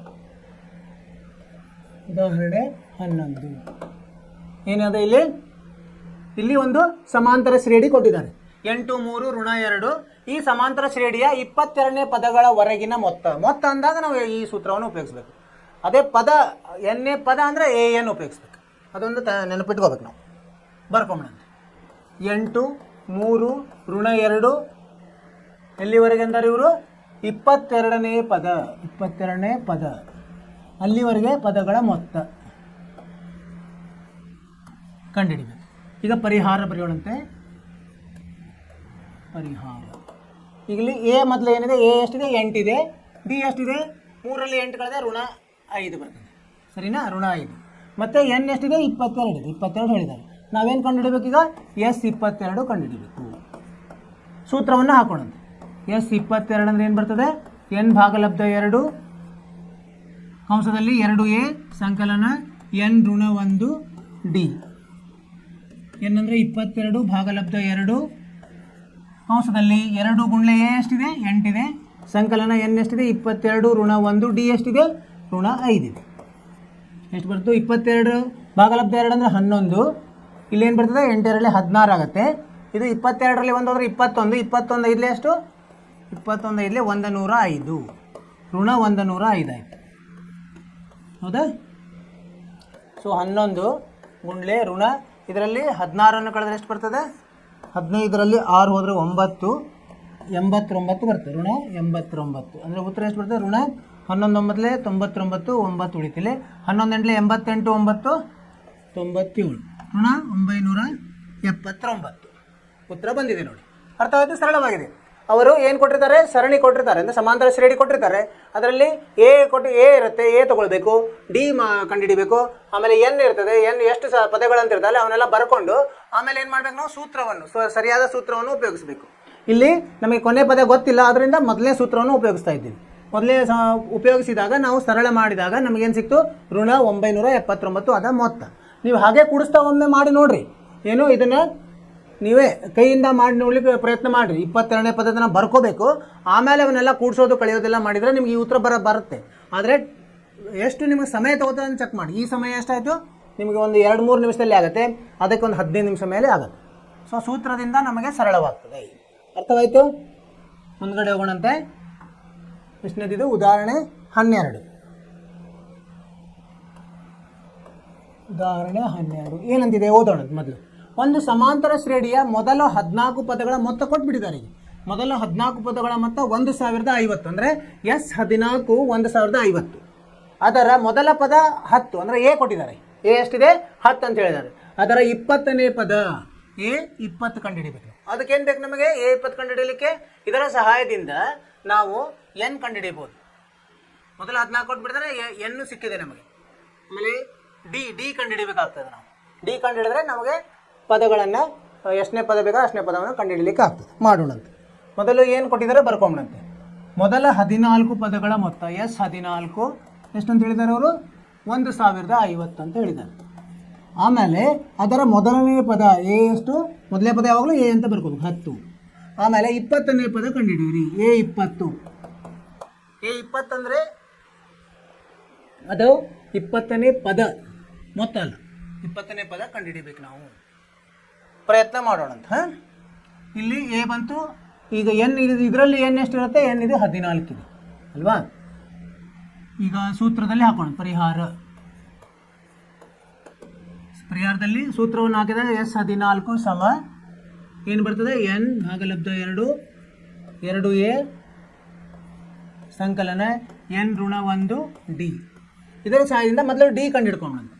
S14 ಕೊಟ್ಟಿದ್ದಾರೆ, 1050 ಸಮ ಎನ್ ಎಷ್ಟಿದೆ? ಇದು 14 ಭಾಗಲಬ್ಧ 2 ಗುಂಡ್ಲೆ ಎ ಎಷ್ಟು? 10 ಸಂಕಲನ 14 ಋಣ 1 ಡಿ. ಈಗ ನೋಡಿ, ಒಂದು ಚರಾಕ್ಷರ ಉಳಿತು, ಅದನ್ನು ಸರಳವಾಗಿ ಕಂಡುಹಿಡ್ಕೋಬೋದು. ಸೊ ಇದು 2 1 2 7 ಆಯಿತು. ಇದು 1050 ಭಾಗಲಬ್ಧ 7 ಸಮ ಇದು 2 ಗುಂಡ್ಲೆ 10 ಅಂದರೆ 20. ಇದು ಸಂಕಲನ 13 ಡಿ ಆಯಿತು. ಇದು ಹೋಗುತ್ತಾ? 7 1 7 5 150, ಅಂದರೆ 150 ಋಣ 20 ಭಾಗಲಬ್ಧ 13 ಸಮ ಡಿ ಆಯಿತು. ಅಂದರೆ 150ರಲ್ಲಿ 20 ಅವರಷ್ಟು 130 ಆಯಿತು. ಭಾಗಲಬ್ಧ 13 13 1 13 10 ಸಮ ಡಿ. ಡಿ ಎಷ್ಟು ಬಂತು ನಮಗೆ? 10 ಬಂತು. ಈಗ ಡಿ ಸಿಕ್ತು, ಎ ಗೊತ್ತಿದೆ, ಎ 20 ಕಂಡುಹಿಡಿಬೋದಲ್ಲ. ಸೂತ್ರ ನಾವು ಮೊದಲೇ ಇದರಲ್ಲಿ ಕಲ್ತಿದ್ದೀವಲ್ಲ. ಎ 20 ಅಂದ್ರೆ ಏನು? ಎ ಸಂಕಲನ 19 ಡಿ. ಒಂದು ಕಡಿಮೆ ಬರಿಬೇಕು. ಎ ಎಷ್ಟಿದೆ? 10 ಇದೆ. ಸಂಕಲನ 19 ಗುಂಡ್ಲೆ ಡಿ ಎಷ್ಟು? 10, ಅಂದರೆ 10 ಸಂಕಲನ 190 ಅಂದರೆ 200. ಉತ್ತರ ಏನು ಬಂತು? 200. ಯಾವುದು? 20ನೇ ಪದ 200. ಉತ್ತರವನ್ನು ನೋಡಿ ಸರಿಯಾಗಿ ಬಂದಿದೆ. 20ನೇ ಪದ 200 ಆಗಿದೆ. ಅರ್ಥವಾಯಿತು? ಏನು ಮಾಡಿದ್ವಿ ನಾವಿಲ್ಲೇ? ಮೊದಲು ಅವ್ರು ಏನು ಕೊಟ್ಟಿದ್ದಾರೆ ಬರ್ಕೊಂಡ್ವಿ. S14 ಕೊಟ್ಟಿದ್ದಾರೆ ಅವರು ಮೊತ್ತ, 14ನೇ ಪದದ ಮೊತ್ತ ಕೊಟ್ಟಿದ್ದಾರೆ, ಎ ಪದ ಕೊಟ್ಟಿದ್ದಾರೆ, ಮತ್ತು ಎನ್ ಅಂದರೆ ಅದರಲ್ಲಿದೆ ಎನ್ ತೊಗೊಂಡಿದ್ವಿ ನಾವು 14. ಇದರ ಸಹಾಯದಿಂದ ಮೊದಲು ಏನು ಮಾಡಿದ್ವಿ? ಡಿ ಕಂಡುಹಿಡಿದ್ವಿ. ಈ ಡಿ ಕಂಡುಹಿಡಿದಿಂದ ಇದನ್ನು ನಾವು ಎನ್ನೇ ಪದದ ಸೂತ್ರದಲ್ಲಿ ಹಾಕಿದ್ವಿ. ಎ 20 ಸಮ ಎ ಸಂಕಲನ 19 ಡಿ. ಇಲ್ಲಿ ಹಾಕಿದಾಗ ನಮಗೆ ಎ 20 ಬಂತು. ಅದೆಷ್ಟು? 200. ನಮ್ಮ ಉತ್ತರ 200 ಸರಿಯಾಗಿದೆ. ನಿಮಗೆ ಅರ್ಥವಾಯ್ತು ಅಂತ ತಿಳ್ಕೊಂಡಿದ್ದೀರಿ. ಇಂಥವೇ ಉದಾಹರಣೆಗಳನ್ನು ಬಿಡಿಸ್ತಾ ಹೋಗೋಣಂತೆ, ಆಮೇಲೆ ಅಭ್ಯಾಸವನ್ನು ಮಾಡ್ಬೋದು. ಮುಂದಿನ ಉದಾಹರಣೆ 12 ಆಯಿತು. 13ನೇ ಉದಾಹರಣೆ. ಉದಾಹರಣೆ 13 ಏನು ಹೇಳ್ತಾ ಇದ್ದಾರೆ? 24 21 18 ಇದೊಂದು ಸಮಾಂತರ ಶ್ರೇಣಿ ಕೊಟ್ಟಿದ್ದಾರೆ. ಈ ಸಮಾಂತರ ಶ್ರೇಣಿಯ ಎಷ್ಟು ಪದಗಳ ಮೊತ್ತ 78 ಆಗಿದೆ. ಅಂದರೆ SN ಕೊಟ್ಟಿದ್ದಾರೆ ಅವರು. ಎನ್ ಕಂಡುಹಿಡಿಬೇಕು ನಾವು. ಎಷ್ಟು ಪದಗಳ ಮೊತ್ತ, ಎಷ್ಟು ಪದಗಳಂದ್ರೆ ಎನ್ ಬರ್ತದೆ. ಸೊ ಈಗ ಇದೇನು ವಾಕ್ಯದಲ್ಲಿ ಕೊಟ್ಟಿರ್ತಾರಲ್ಲ, ಇದನ್ನು ನಾವು ತಿಳ್ಕೊಳ್ಳೋದು ತುಂಬ ಮುಖ್ಯ ಇರ್ತದೆ. ಏನು ಕೇಳಿದ್ದಾರೆ, ಏನು ಕೊಟ್ಟಿದ್ದಾರೆ, ಏನು ಕೇಳಿದ್ದಾರೆ, ಅದನ್ನು ಸ್ವಲ್ಪ ಒಂದು ನಿಮಿಷ ಅದನ್ನು ಬಗ್ಗೆ ವಿಚಾರ ಮಾಡಿ ನಾವು ನಿರ್ಧಾರಕ್ಕೆ ಬರಬೇಕು. ಬರ್ಕೊಂಬಂತಿದ್ದೀನಿ. 24 21 18 ಇದು ಎಷ್ಟುವರೆಗೆ ಇದೆ ಏನು ಗೊತ್ತಿಲ್ಲ. ಆಮೇಲೆ ಏನು ಕೊಟ್ಟಿದ್ದಾರೆ? SN ಕೊಟ್ಟಿದ್ದಾರೆ. ಎಸ್ ಎನ್ ಸಮ ಎಷ್ಟು 78. ಏನೇನು ಪರಿಹಾರ ಬರೆಯೋಣ. ಪರಿಹಾರ ಏನೇನು ಕೊಟ್ಟಿದ್ದಾರೆ ಬರ್ಕೊಂಡು. ಎ ಕೊಟ್ಟಿದ್ದಾರೆ 24, ಒಂದನೇ ಪದನೇ ಅದು. ಡಿ ಎಷ್ಟು 21ರಲ್ಲಿ 24 ಅಂದರೆ ಋಣ 3 ಆಗ್ತದೆ ಹೌದಿಲ್ಲ. ಆಮೇಲೆ ಏನು ಗೊತ್ತಿಲ್ಲ ಇರಲಿ. ಆಮೇಲೆ ಎಸ್ ಎನ್ ಕೊಟ್ಟಿದ್ದಾರೆ. ಎಸ್ ಎನ್ ಎಷ್ಟು 78. ಈಗ ಸೂತ್ರದಲ್ಲಿ ಹಾಕೋಣಂತೆ. ಎಸ್ ಎನ್ ಸಮ ಎನ್ ಭಾಗಲಬ್ಧ 2 ಕಂಸದಲ್ಲಿ 2a ಸಂಕಲನ ಎನ್ ಋಣ 1 ಡಿ. ಇದನ್ನು ಮಾತ್ರ ನಾವು ಬಾಯ್ಹಾಟ್ ಮಂತ್ರದ ಹಂಗೆ ಮಾಡ್ಕೋಬೇಕು. ಇವೆಲ್ಲ ಸೂತ್ರಗಳನ್ನ ಮಂತ್ರದ ಹಾಗೆ ನಾವು ಬಾಯ್ಹಾಟ್ ಹಾಕಬೇಕಾಗತ್ತೆ, ಅದು ನೆನಪುಳಿಲಿಕ್ಕೆ. ಎಸ್ ಎನ್ ಇರುತ್ತಲ್ಲ ಅಲ್ಲಿ ಹಾಕೊಂಡಿದ್ವಿ. 78 ಸಮ ಎನ್ ಗೊತ್ತಿಲ್ಲ ಸೂತ್ರ. ಇದರಲ್ಲಿ ಕಂಸದಲ್ಲಿ 2 ಗುಂಡ್ಲೆ ಎ ಎಷ್ಟು 24 ಇದೆ, ಎನ್ ಗೊತ್ತಿಲ್ಲ. ಡಿ ಎಷ್ಟಿದೆ ಋಣ 3 ಇದೆ. ಇದು 2 ಇಲ್ಲಿ ಹೋದ್ರೆ 78 ಗುಂಡ್ಲೆ 2 ಎಷ್ಟು 156. 156 ಸಮ ಎನ್ ಕಂಸದಲ್ಲಿ 48 ಋಣ, ಇದನ್ನು ಬಿಡಿಸಿದರೆ ಎಷ್ಟಾಗ್ತದೆ ಋಣ 3n ಧನ 3 ಆಗ್ತದೆ. ಇದನ್ನು ಬಿಡಿಸ್ಕೊಂಬಂತೆ 48 3 51 ಅಂದರೆ 51n ಋಣ 3n² ಆಗುತ್ತೆ. ಈಗ ಏನಾಯ್ತು, ಇದು ವರ್ಗ ಸಮೀಕರಣ ಬರ್ತದೆ, ಅದನ್ನು ಬಿಡಿಸ್ಕೋಬೇಕಾಗ್ತದೆ. ವರ್ಗ ಸಮೀಕರಣವನ್ನು ಮಾಡೋಣ. ಇದನ್ನೆಲ್ಲ ಆ ಕಡೆ ತೊಗೊಂಡೋದ್ರೆ ಏನಾಗುತ್ತೆ 3n² ಋಣ 51n ಸಂಕಲನ 156 ಸಮ 0. ಇದು 3ರಿಂದ ಭಾಗ ಆಗ್ತದೆ ನೋಡ್ರಿ. ಇದು ಅಂದರೆ ಸರಳ ಮಾಡ್ಕೊಳಕ್ಕೆ n² ಋಣ 13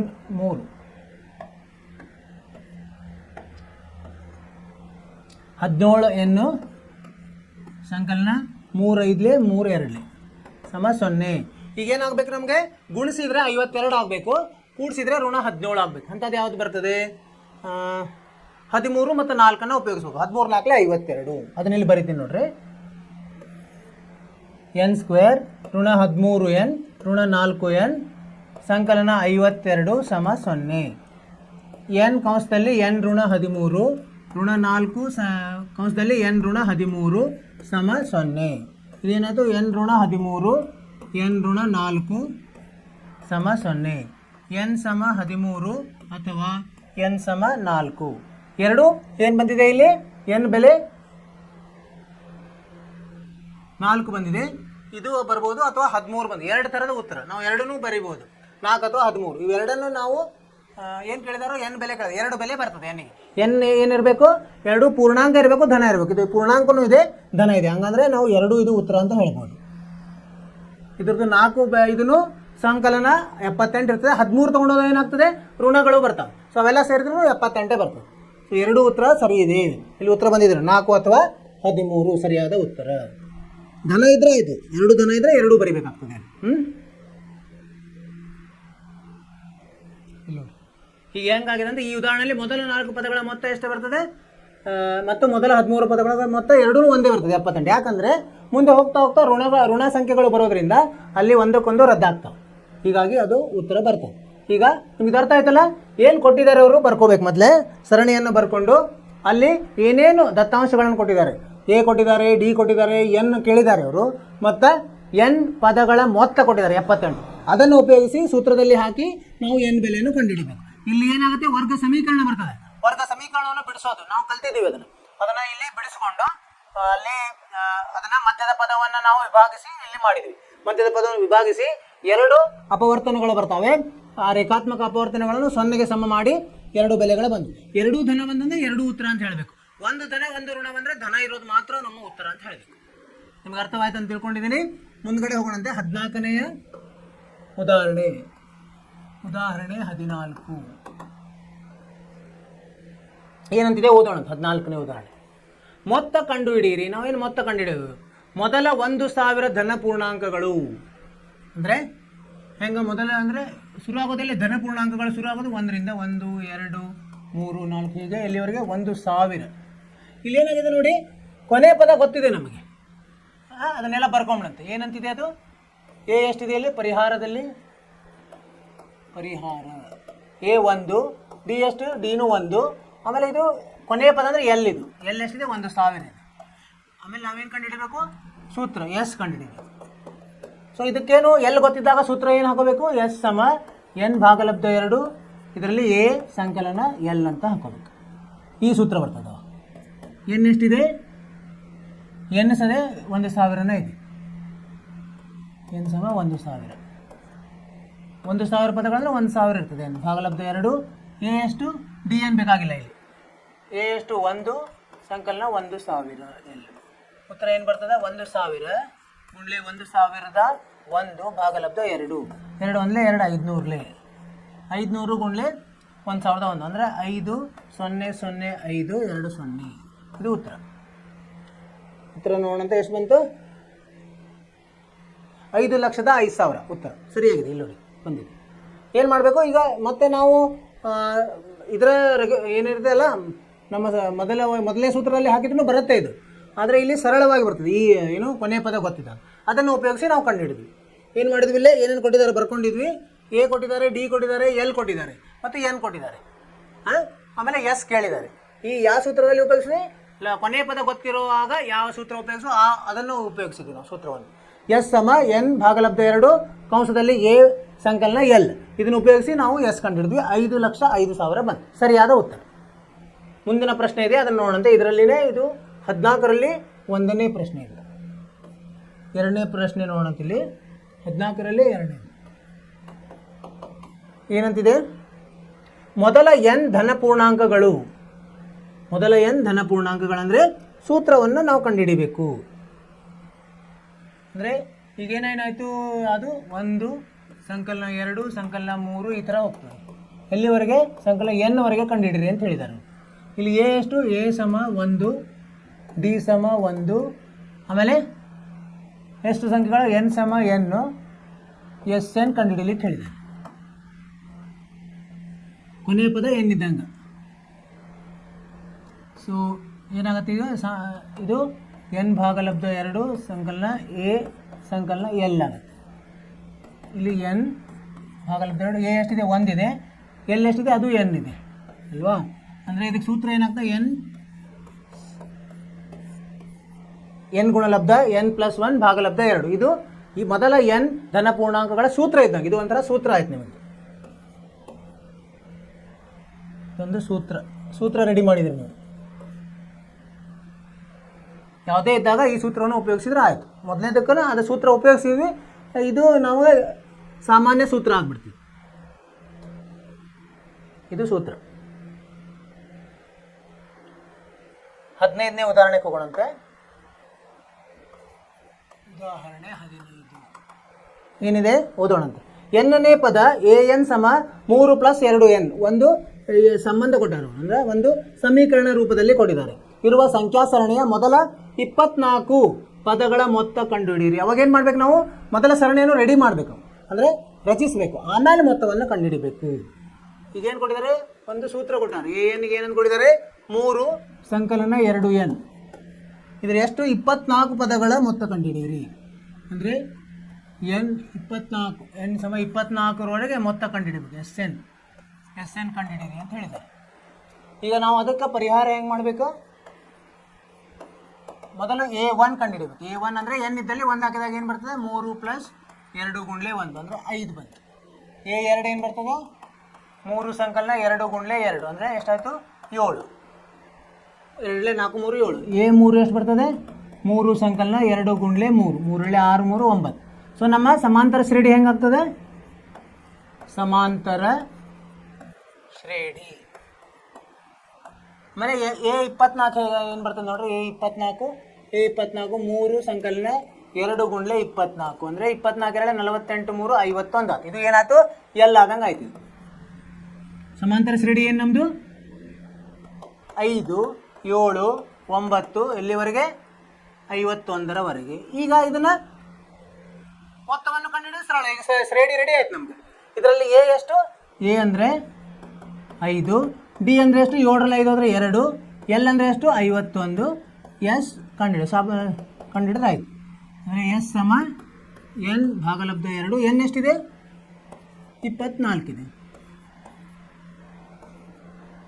ಎ ಪ್ಲಸ್ ಎಲ್ ಆಗುತ್ತೆ. ಡಿ ಎನ್ ಬೇಕಾಗಿಲ್ಲ ಇಲ್ಲಿ. ಎನ್ ಅಂದರೆ ಎಷ್ಟಾಯಿತು? ಎನ್ 24 ಭಾಗಲಬ್ಧ 2. ಇಲ್ಲಿ ಎ ಎಷ್ಟಿದೆ? 5 ಸಂಕಲನ ಎಲ್ ಎಷ್ಟಿದೆ? 51. 24 ಭಾಗಲಬ್ಧ 2 ಗುಂಡ್ಲೆ 56 2 1 2 12 12 ಗುಂಡ್ಲೆ 56 12 72 7 ಉಳಿತು 12 ಇಲ್ಲಿ 67 67 600 12 72 672 12 72 2 ಕೆಲವೊಂದು 7 12 ಇಲ್ಲಿ 67 67 672 ಉತ್ತರ ಬರ್ತದೆ. ಎಷ್ಟು ಬಂದಿದೆ ಇಲ್ಲಿ ಉತ್ತರ ನೋಡೋಣ. 672 ಬಂದಿದೆ. ಈ ಥರ ಮಾಡೋದು ನಾವು. ಇದು ಸಾಮಾನ್ಯ ಇದರಲ್ಲಿನೂ ಹಾಕಿ ಮಾಡ್ಬೋದು, ಎಲ್ಲಿ ಕಂಡು ಹಿಡ್ಕೊಂಡು ಮಾಡಿದ್ರೂ ಬರೋದು. ಎರಡೂದ್ರಲ್ಲಿನೂ ಉತ್ತರ ಒಂದೇ ಬರ್ತದೆ. ನಾವೇನು ಮಾಡಿದ್ವಿ, ಕೊನೆಯ ಪದವನ್ನು ಕಂಡು ಹಿಡಿದ್ವಿ. ಕೊನೆಯ ಪದವನ್ನು ಕಂಡು ಹಿಡಿದು ಸೂತ್ರವನ್ನು ಹೆಂಗೆ ಇದು ಮೊತ್ತವನ್ನು ಹೆಂಗೆ ಕಂಡು ಹಿಡಿದ್ವಿ, ಎಸ್ ಸಮ ಎನ್ ಭಾಗಲಬ್ಧ 2 ಕಂಸದಲ್ಲಿ ಎ ಪ್ಲಸ್ ಎಲ್ ಅಂತ. ಎ ಅಂದರೆ ಮೊದಲೇ ಪದ, ಎಲ್ ಅಂದರೆ ಕೊನೆಯ ಪದ. ಅದನ್ನು ಉಪಯೋಗಿಸಿ ನಾವು ಕಂಡು ಹಿಡಿದ್ವಿ. ಇವ್ರೇನು ಮಾಡಿದ್ದಾರೆ, ಸಾಮಾನ್ಯ ಸೂತ್ರದಲ್ಲಿ ಡಿ ಅನ್ನು ಉಪಯೋಗಿಸಿ ಮಾಡಿದ್ದಾರೆ. ಇದು ಬರುತ್ತೆ, ಅದನ್ನು ಮಾಡಿದ್ರು ಬರುತ್ತೆ. ಈಗ ಕೊನೆಯ ಪದ ಗೊತ್ತಾದಾಗ ಉಪಯೋಗಿಸಿ ಮಾಡೋದು ಅದು ಸ್ವಲ್ಪ ಸರಳ ಇದೆ ಇದಕ್ಕಿಂತ. ಅರ್ಥವಾಯ್ತಲ್ಲ ವಿದ್ಯಾರ್ಥಿಗಳೇ? ಈ ಥರ ಮಾಡೋದು. ಮೊದಲು ಒಂದು 3 ಪದಗಳನ್ನು ಕೊಂಡು ಕೊನೆಯ ಪದವನ್ನು ಕಂಡುಹಿಡಿದು ಸರಣಿಯನ್ನು ನಾವು ಏನು ಮಾಡಿದ್ವಿ, ರಚಿಸಿದ್ವಿ. ಈ ಸರಣಿ ಸಮಾಂತರ ಶ್ರೇಣಿ ಹಿಂಗೆ ಬಂತು. 5 7 9 ಡ್ಯಾಶ್ ಡ್ಯಾಶ್ ಡ್ಯಾಶ್ 51. ಇಲ್ಲಿ ಏನಾಯಿತು, ಎ ಗೊತ್ತಿದೆ, ಎಲ್ ಗೊತ್ತಿದೆ, ಎನ್ ಗೊತ್ತಿದೆ. ಸೂತ್ರದಲ್ಲಿ ಹಾಕಿದಾಗ ಎಸ್ ಬರುತ್ತೆ. ಎಸ್ ನಮ್ಮದು ಸರಿಯಾಗಿ ಬಂದಿದೆ. ಪುನರಾವರ್ತನೆ ಮಾಡಬೇಕು ವಿದ್ಯಾರ್ಥಿಗಳಿಗೆ. ಮುಂದೋಗೋಣಂತೆ 16ನೇಯ ಉದಾಹರಣೆ.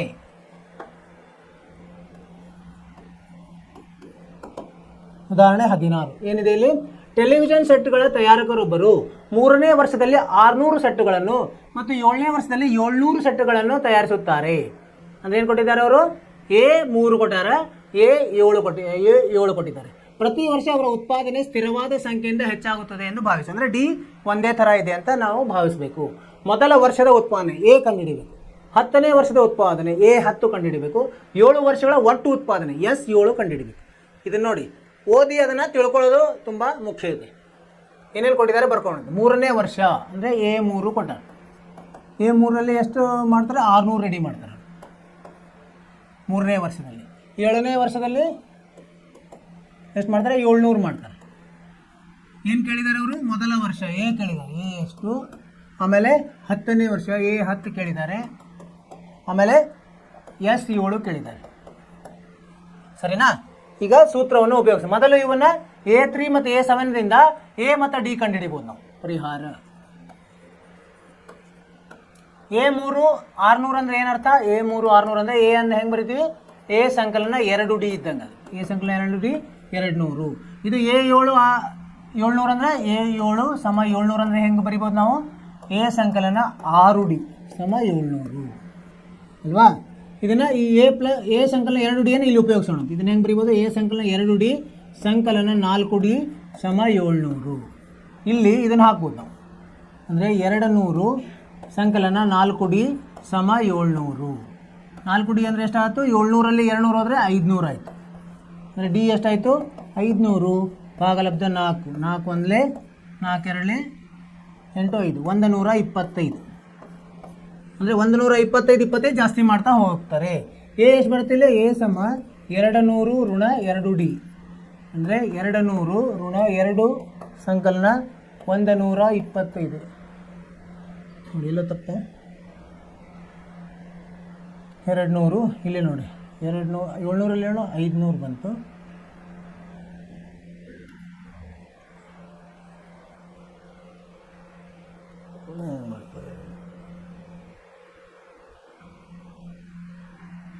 ಇಲ್ಲಿ ತಪ್ಪಿದೆ ನೋಡಿ,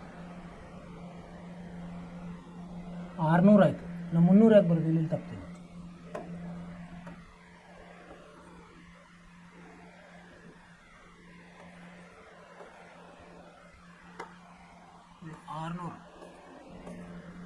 ಇದು ಸರಿಯಾಗಿಲ್ಲ. ಇಲ್ಲಿ ನಾವು ಏನು ಉಪಯೋಗಿಸ್ಬೇಕಾಯ್ತು, 600 ಉಪಯೋಗಿಸ್ಬೇಕಾಯ್ತು.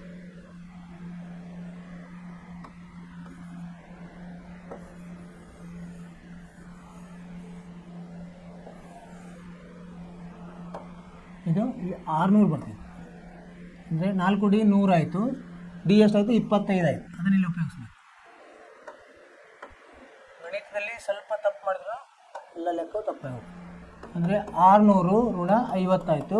ಅಂದರೆ 550. ಮೊದಲನೇ ವರ್ಷದಲ್ಲಿ ಎಷ್ಟು ಮಾಡ್ತಾರೆ ಅವರು, 550 ತಯಾರು ಮಾಡ್ತಾರೆ. ಎ ಎಷ್ಟು ಬರುತ್ತೆ, 550. ಈಗೇನಾಯಿತು, ಎ 10 ಕೇಳಿದರು. ಎ 10 ಏನು ಸೂತ್ರ, ಎ 10 ಸಮ ಎ ಸಂಕಲನ 9 ಡಿ ಅಲ್ವಾ. ಎ ಎಷ್ಟು ಬಂದಿದೆ 550 ಸಂಕಲನ 9 ಗುಂಡ್ಲೆ ಡಿ ಎಷ್ಟಿದೆ 25 ಇದೆ. ಇದನ್ನು ಮಾಡಿದಾಗ 550 ಸಂಕಲನ 95 45 ಕೆಲವೊಂದು 4 97 18 4 22 ಅಂದರೆ 775. 10ನೇ ವರ್ಷದಲ್ಲಿ ಎಷ್ಟು ಮಾಡ್ತಾರೆ ಅವರು 775 ಸರಿಯಾಗಿ ಬಂದಿದೆ. ಈಗ 7 ವರ್ಷ ಎಸ್ 7 ಕೇಳಿದ್ದಾರೆ, ಎಸ್ 7. ಸೊ ಇದರಲ್ಲಿ ಕೊನೆಯದು ಗೊತ್ತಿದೆ ನಮಗೆ, ಎಷ್ಟು ಎ 7 ಗೊತ್ತಿದೆಯಲ್ಲ, 700 ಗೊತ್ತಿದೆ. ಹೀಗಾಗಿ ನಾವೇನು ಮಾಡ್ಬೋದು, ಎನ್ ಭಾಗಲಬ್ಧ 2 ಎ ಪ್ಲಸ್ ಎಲ್ ಇದನ್ನು ಉಪಯೋಗಿಸ್ಬೋದು. ಎನ್ ಎಷ್ಟಿದೆ 7 ಭಾಗಲಬ್ಧ 2, ಎ ಎಷ್ಟಿದೆ 550 ಸಂಕಲನ ಎಲ್ ಅಂದರೆ ಎ 700, ಎ 700 ಇದೆ. ಇದನ್ನು ಮಾಡಿದಾಗ 7 ಭಾಗಲಬ್ಧ 2 ಗುಣಲಬ್ಧ 1250, ಇದು 625 ಹೋಗುತ್ತೆ. 625 ಗುಂಡ್ಲೆ 7 ಅಂದರೆ 7 5 35 5 ಕೆಲವೊಂದು 3 7 14 3 17 7 ಕೆಲವೊಂದು 1 7 42 1 4375 ಬಂದಿದೆ ನೋಡಿ. ಅವರು ಸಾಮಾನ್ಯ ಸೂತ್ರವನ್ನು ಉಪಯೋಗಿಸಿ ಮಾಡಿದರೆ, ನಾವು ಕೊನೆಯ ಪದ ಗೊತ್ತಿರೋದ್ರಿಂದ ಆ ಸೂತ್ರವನ್ನು ಉಪಯೋಗಿಸಿ. ಎರಡೂದರಲ್ಲಿ ಒಂದೇ ಉತ್ತರ ಬರ್ತದೆ. ಅರ್ಥವಾಯಿತು ವಿದ್ಯಾರ್ಥಿಗಳೇ? ಸರಳವಾಗಿದೆ. ಸೊ ಇಲ್ಲಿವರೆಗೆ ಏನಾಯಿತು, ಎಲ್ಲ ಉದಾಹರಣೆಗಳಾದವು ನಮಗೆ. ಈಗ ನಾವೇನು ಮಾಡಬೇಕು, ಉದಾಹರಣೆ ಮುಗಿತು, ಇನ್ನು ಅಭ್ಯಾಸವನ್ನು ಶುರು ಮಾಡಬೇಕು. ಇಲ್ಲಿವರೆಗೆ ಮಾಡಿದ್ದೆ ನಾವು ಉದಾಹರಣೆಗಳು ನಿಮಗೆ ಅರ್ಥವಾಯಿತು ಅಂತ ತಿಳ್ಕೊಂಡಿದ್ದೀನಿ. ಈಗ ಅಭ್ಯಾಸವನ್ನು ಶುರು ಮಾಡೋಣ. ಅಭ್ಯಾಸ 5.3.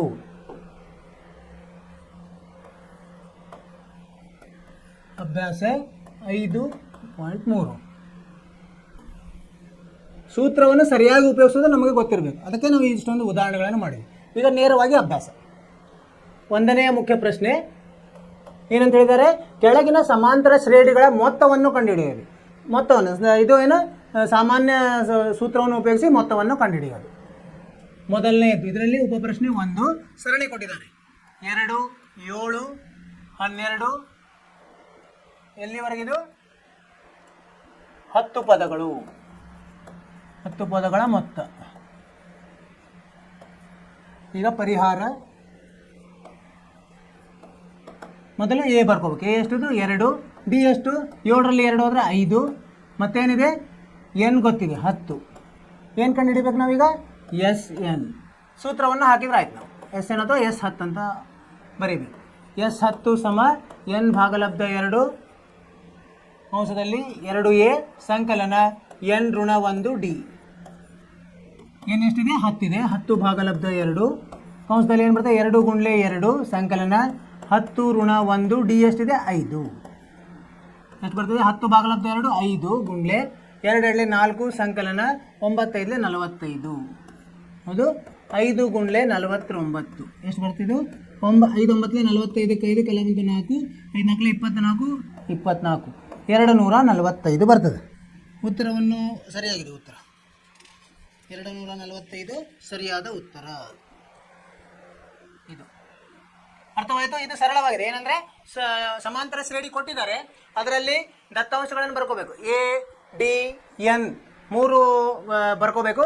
4ನೇದು ಏನಪ್ಪ ಮೊತ್ತ ಎಸ್ ಎನ್ ಕಂಡುಹಿಡಿಬೋದು. ಸೂತ್ರವು ನೆನಪಿರಬೇಕು. ಎಸ್ ಎನ್ ಅಂದರೆ ಎಸ್ 10 ಸಮ ಎನ್ ಭಾಗಲಬ್ಧ 2 ಕಂಸದಲ್ಲಿ 2a ಪ್ಲಸ್ ಎನ್ ಋಣ 1 ಡಿ. ಇದರಲ್ಲಿ ಎಲ್ಲ ಗೊತ್ತಿರುವ ಪದಗಳನ್ನು ನಾವು ಆದೇಶಿಸಿದಾಗ ನಮಗೆ ಎಸ್ ಎನ್ ಬೆಲೆ ಬಂತು, ಅದು 245. ಸರಳೀಕರಣಗೊಳಿಸೋದು ತುಂಬ ಮುಖ್ಯ. ಸಂಕಲನ, ವ್ಯವಕಲನ, ಗುಣಲಬ್ಧ ಮತ್ತು ಭಾಗಲಬ್ಧ, ಗುಣಾಕಾರ, ಭಾಗಲಬ್ಧ ಇದನ್ನು ತುಂಬ ಜಾಗೃತಿಯಿಂದ ಮಾಡಬೇಕು. ನಿಮಗಿದು ಅರ್ಥವಾಯ್ತು ಅಂದ್ಕೊಂಡಿನಿ. ಮುಂದಿನ ಪ್ರಶ್ನೆಗೆ ಹೋಗೋಣ ಅಂತ. 2ನೇ ಉಪಪ್ರಶ್ನೆ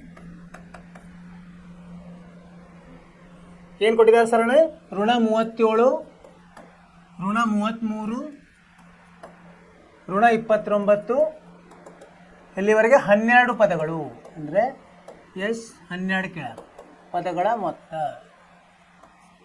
ಇಲ್ಲಿ ಪರಿಹಾರ. ಎ ಎಷ್ಟು ಋಣ 37 ಮತ್ತು ಡಿ ಋಣ 33ರಲ್ಲಿ ಋಣ 37 ಕಳೆದ್ರೆ ಎಷ್ಟು ಬರ್ತದೆ, ಧನ 4 ಬರ್ತದೆ. ಡಿ 4. ಎನ್ ಎಷ್ಟು 12, ಎಸ್ 12 ನಾವು ಕಂಡುಹಿಡಿಬೇಕು. ಸೂತ್ರವನ್ನು ಬರೆಯೋಣ ಅಂತ. ಎಸ್ 12 ಸಮ ಎನ್ ಭಾಗಲಬ್ಧ 2 ಕಂಸದಲ್ಲಿ 2a ಸಂಕಲನ ಎನ್ ಋಣ 1 ಡಿ. ಎನ್ ಎಷ್ಟಿದೆ 12 ಇದೆ, 12 ಭಾಗಲಬ್ಧ 2 ಕಂಸದಲ್ಲಿ 2a ಅಂದರೆ 2 ಗುಂಡ್ಲೆ ಋಣ 37 ಸಂಕಲನ 12 ಋಣ 1 ಡಿ ಎಷ್ಟಿದೆ 4 ಇದೆ. ಎಷ್ಟು ಬರ್ತಿದ್ದು 12 ಭಾಗಲಬ್ಧ 2 ಎಷ್ಟು ಬರುತ್ತೆ 6. ಇದು ಋಣ 74 ಧನ 44. 11 ಗುಂಡ್ಲೆ 4 44 ಧನ. ಇದು 6 ಗುಂಡ್ಲೆ ಋಣ 30. ಋಣ 74ರಲ್ಲಿ ಧನ 44 ಸೇರಿದೆ ಋಣ 30 ಬರ್ತದೆ. ಅಂದರೆ ಋಣ 180 ಉತ್ತರ. ಇದನ್ನು ನಾವು ಪರೀಕ್ಷಿಸಿದಾಗ ಸರಿಯಾದ ಉತ್ತರ ಋಣ 180. ಋಣ ಇದೆ ಇಲ್ಲಿ, ಸ್ವಲ್ಪ ಹುಷಾರಾಗಿ ಮಾಡಬೇಕು. ಎಯು ಋಣದಲ್ಲಿದೆ ಮತ್ತು ಅದು ಸೂತ್ರದಲ್ಲಿ ಅವು ಋಣ ಇರೋದು ಧನ ಆಗ್ತವೆ, ಅದನ್ನೇ ನಾವು ನೋಡ್ಕೋಬೇಕು. ಏನೇನಾಗಿದೆ ಈಗ ಡಿ ಏನಾಗುತ್ತೆ, ಮುಂದಿನದು ಋಣ ಕಡಿಮೆ ಋಣ ಇದೆ, ಹಿಂದಿನದು ಹೆಚ್ಚಿಗೆ ಋಣ ಇದೆ. ಅಂದರೆ ಡಿ ಧನದಲ್ಲಿ ಬರ್ತದೆ, ಡಿ 4 ಆಗ್ತದೆ. ಎನ್ 12 ಕೊಟ್ಟಿದ್ದಾರೆ ಅವರು, ಸೂತ್ರದಲ್ಲಿ ಹಾಕಬೇಕು. ಸೂತ್ರವನ್ನು ನೆನಪಿಟ್ಕೊಂಡು ಸೂತ್ರದಲ್ಲಿ ಆದೇಶಿಸಿದಾಗ ನಮಗೆ ಉತ್ತರ ಎಷ್ಟು ಬಂತು ಋಣ 180. ಇದನ್ನು ಬೇಕಂದ್ರೆ ನೀವು ಮನೆಯಲ್ಲಿ ಹಾಗೇನೆ ಕೂಡಿಸಿ ನೋಡಿರಿ. ಇವೆಲ್ಲ 12 ಪದಗಳನ್ನು ಬರ್ಕೊಂಡು ಕೂಡಿಸಿ ನೋಡಿ, ನಿಮಗೆ ಗೊತ್ತಾಗುತ್ತೆ ಎಷ್ಟು ನಮ್ಮ ಸಮಯ ಹೋಗ್ತದೆ ಅಂತೇಳಿ. ಇದು 1 ನಿಮಿಷದಲ್ಲಿ ಆಗೋದು, ಅದು ಒಂದು 10ರಿಂದ 15 ನಿಮಿಷ ತಗೊಳ್ತದೆ. ಸರಿನಾ? ಅರ್ಥವಾಯಿತು? ಮುಂದೋಗೋಣಂತೆ. 3ನೇ ಪ್ರಶ್ನೆ ಮಾಡೋಣ. 3ನೇ ಉಪಪ್ರಶ್ನೆ ಏನಿದೆ? 3ನೇ ಉಪಪ್ರಶ್ನೆ ದಶಮಾಂಶದಲ್ಲಿದೆ. 0.6, 1.7, 2.8 ಎಲ್ಲಿವರೆಗೆ 100 ಪದಗಳು. 100 ಪದಗಳ ಮೊತ್ತ ನೋಡಿ. 100 ಪದವನ್ನು ಕೂಡಿಸೋದು ಎಷ್ಟು? ಈಗ 10-15 ನಿಮಿಷ, ಒಂದು ತಾಸೆ ಹೋಗ್ಬಿಡ್ತದೆ. ಸೊ ಇದು ಸರಳವಾಗಿ ಮಾಡೋಣ. ಪರಿಹಾರ ಎ ಎಷ್ಟಿದೆ 0.6, ಡಿ ಎಷ್ಟಿದೆ 1.7ರಲ್ಲಿ 0.6 ತೆಗೆದ್ರೆ 1.1 ಬರ್ತದೆ. ಎನ್ ಎಷ್ಟಿದೆ 100 ಇದೆ. ಸೂತ್ರವನ್ನು ಹಾಕೋಣಂತ. ಎಸ್ 100 ಕೇಳಿದ್ದಾರೆ.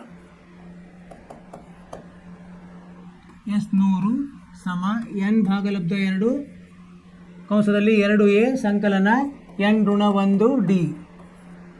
ಎನ್ ಎಷ್ಟು 100 ಭಾಗಲಬ್ಧ 2 ಕಂಸದಲ್ಲಿ 2 ಗುಂಡ್ಲೆ 0.6 ಸಂಕಲನ 100 ಋಣ 1 ಡಿ ಎಷ್ಟಿದೆ 1.1.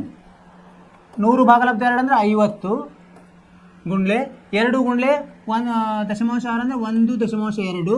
ಇದು 100ರಲ್ಲಿ 1 ಹೋದರೆ 99. 99ಕ್ಕೆ 1.1 11 99 99 9 11 99 9 108 108.9 ಎಷ್ಟಾಗ್ತಿದ್ದು 50 ಗುಂಡ್ಲೆ ಇದೆಷ್ಟಾಗ್ತದೆ 110.1 ಆಗ್ತದೆ. ಇದಕ್ಕೆ ನೋಡಿ 1.2 ಸೇರಿಸಿದಾಗ 9 2 11 8 2 10 ಪೂಜೆ ಕೆಲ ಬಂತು 110.1. ಇದನ್ನು ಗುಣಿಸಿದಾಗ ನೋಡೋಣ ಏನಾಗ್ತದೆ. 5 1 5, 5 0ಗೆ 0, 5 1 5, 5 1 5. ಈ 0 ಈ ದಶಮಾಂಶ ಹೋಗಿ ಉಳಿಯೋದು ಆನ್ಸರು 5505. ಸರಿಯಾಗಿದೆಯೋ? ಪರೀಕ್ಷಿಸಿದಾಗ ಇದು ಸರಿಯಾದ ಉತ್ತರವಾಗಿದೆ. ಅರ್ಥವಾಯಿತು? ದಶಮಾಂಶ ಇದೆ, ದಶಮಾಂಶವನ್ನು ಗುಣಿಸಲು ಭಾಗಿಸಲು ಹುಷಾರಾಗಿ ಮಾಡಿ, ಕೂಡಿಸೋದು ಕಳೆಯೋದು ದಶಮಾಂಶ. ಈಗ ಸೂತ್ರವನ್ನು ಸರಿಯಾಗಿ ನೆನಪಿಟ್ಕೋಬೇಕು. ಏನೇನು ಕೊಟ್ಟಿದ್ದಾರಲ್ಲ ಅವನ್ನೆಲ್ಲ ಆದೇಶಿಸಿ, ಏನು ಕೊಟ್ಟಿಲ್ಲ ಅದನ್ನು ಕಂಡುಹಿಡಿಯೋದು. 4 ವಿಷಯಗಳಿರ್ತವೆ, 3 ಕೊಟ್ಟಿರ್ತಾರೆ, 1 ಕೇಳಿರ್ತಾರೆ. 3 ಹಾಕಿದಾಗ 1 ತಾನಾಗೆ ಬರ್ತದೆ. ಇದು ನಿಮ್ಗೆ ಅರ್ಥ ಆಯ್ತು ಅಂತ ತಿಳ್ಕೊಂಡಿದ್ದೀನಿ. ಈಗ 3 ಲೆಕ್ಕಗಳಾದವು. ಈಗ ನೀವೇನು ಮಾಡಬೇಕು, 4ನೇ ಲೆಕ್ಕವನ್ನು ನೀವು ಮನೆ ಕೆಲಸ ಮಾಡಬೇಕು. 1ರಲ್ಲಿ 4ನೇ ಉಪಪ್ರಶ್ನೆ ಮತ್ತು 2 ಮುಖ್ಯ ಪ್ರಶ್ನೆ. ಇದು ಮೊತ್ತವನ್ನು ಕಂಡುಹಿಡಿಯಿರಿ. ಇಲ್ಲಿ ಎ ಎಷ್ಟಿದೆ 7 ಇರ್ತದೆ, ಡಿ ಇದರಲ್ಲಿ ಕಳೆದ್ರೆ ಡಿ ಬರ್ತದೆ. ಇಲ್ಲಿ ಎಲ್ ಕೊಟ್ಟಿದ್ದಾರಲ್ಲ ಕೊನೆ ಪದ, ಅಂದರೆ ನೀವು ಇನ್ನೊಂದು ಸೂತ್ರವನ್ನು ಉಪಯೋಗಿಸಿ ಮಾಡಬೇಕಾಗ್ತದೆ. ಇದನ್ನು ನೀವು ಪ್ರಯತ್ನಿಸಿ, ಬಂದೇ ಬರ್ತದೆ ನಿಮಗೆ. ಉದಾಹರಣೆಗಳನ್ನು ಮಾಡಿದ್ವಿ. ನೀವು ಇದನ್ನು ಪ್ರಯತ್ನ ಮಾಡಿರಿ. ಉತ್ತರವನ್ನು ನಾಳೆ ನೋಡೋಣಂತೆ. ನೀವು ನಿಮ್ಮ ಪ್ರಯತ್ನಕ್ಕೆ ನಮ್ಮ ದೊಡ್ಡ ಸಲಾಂ. ನೀವು ಮಾಡೇ ಮಾಡ್ತೀರಿ ಅಂಥೇಳಿ ನಮಗೆ ನಂಬಿಕೆ ಇದೆ. ಮಾಡ್ತೀರಲ್ಲ? ಮಾಡಿ. ಸೊ ಅಲ್ಲಿವರೆಗೆ ಈಗೇನು ಇವತ್ತಿನ ತರಗತಿಯನ್ನು ಇಲ್ಲಿಗೆ ಮುಗಿಸ್ತಾ ಇದ್ದೀವಿ. ನೀವೇನು ಮಾಡಬೇಕು, ಪುನರಾವರ್ತನೆ ಮಾಡಬೇಕು. ಬೇರೆ ಬೇರೆ ಪಠ್ಯಗಳಿಂದ ಇವನ್ನ ಉದಾಹರಣೆಗಳನ್ನು ತೆಗೆದುಕೊಂಡು ಬಿಡಿಸಬೇಕು. ನೀವು ಬಂದಿಲ್ಲ ಅಂದರೆ ಇಲ್ಲಿ ಬಂದು ಕೇಳಬೇಕು. ನೀವು ಮತ್ತು ಇದಲ್ಲದೆ ಬೇರೆ ಬೇರೆ ಚಟುವಟಿಕೆಗಳನ್ನು ಭಾಗವಹಿಸಿರಿ. ಆರೋಗ್ಯವನ್ನು ಚೆನ್ನಾಗಿಟ್ಕೊಳ್ಳಿ. ನಾಳೆ ಮತ್ತೆ ಭೇಟಿಯಾಗುವಂತೆ. ಅಲ್ಲಿವರೆಗೆ ನಿಮಗೆ ಶುಭವಾಗಲಿ. ನಮಸ್ಕಾರ.